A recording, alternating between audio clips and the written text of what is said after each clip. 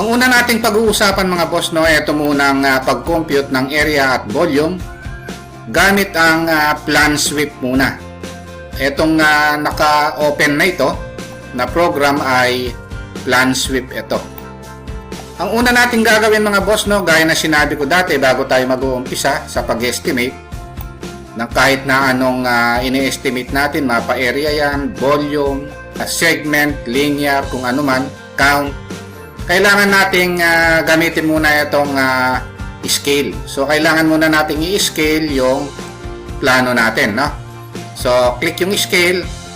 Tapos, hanap tayo ng mahabang length. Ito, halimbawa, itong 30 feet na ito. O, type lang natin yung 30 feet. Pagkatapos, i-okay natin.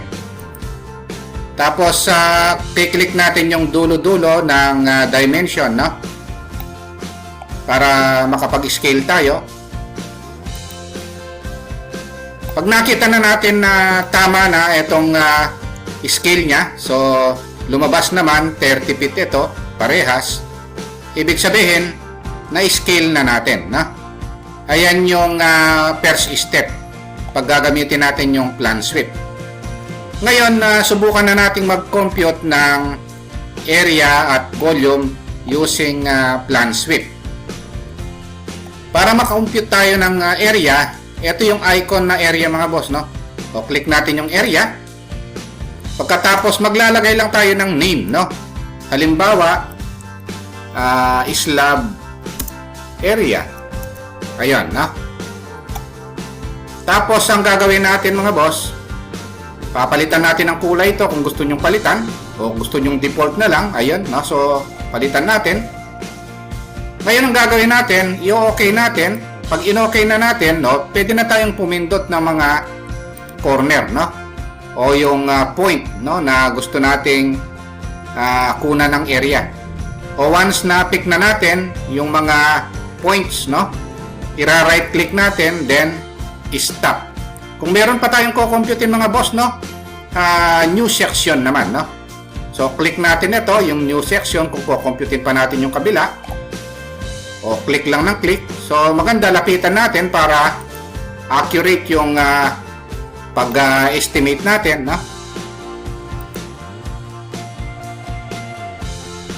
O once na na-click na yung apat na point sa rectangle na ito, right click, then stop.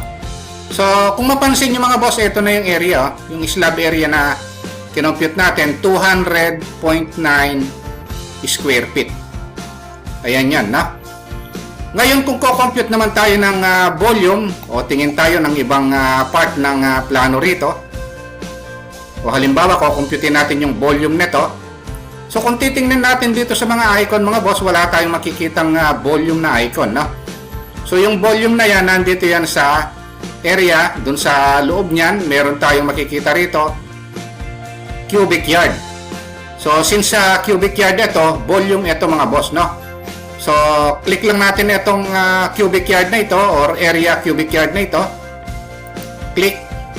O, pwede nating lagyan ng name, no? Halimbawa, slab volume in cubic yard, na?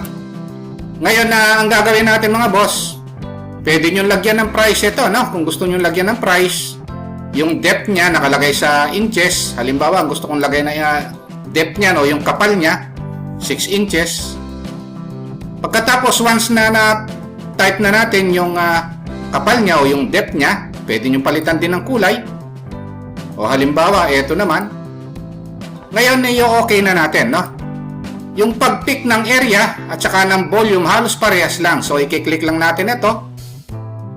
Click. Click, click, right click, stop. So kung tapos na, ito lang yon, stop na tayo, no? So ngayon kung kukomputin pa natin yon, new section. Tapos click lang uli, click, click, click, then right click, stop kung tapos na. So kung makikita natin mga boss, ito yung volume, slab volume in cubic yard, 3.7 cubic yard. Ayan na. So kung gusto nyo makita sa legend dyan mga boss, gusto nyo tingnan, i-right click nyo lang, show legend. So kung makikita nyo, ito no, nung nasa baba, ito yun no. Ito rin yan na. So ito yon, slab area 200.9 square foot no, or square feet. Yung volume naman, slab volume, pwede kong i-drag ito para makita natin in cubic yards no, 3.7 cubic yard. Ayan yung pag-compute ng area at saka ng volume using plan sweep program. Kung nagustuhan nyo mga boss itong topic natin, no, huwag nyo po sanang kalimutang pindutin muna pala no, yung subscribe dito sa maliit pa lang nating channel. Isama nyo na rin po yung like at saka notification bell. Thank you very much at God bless.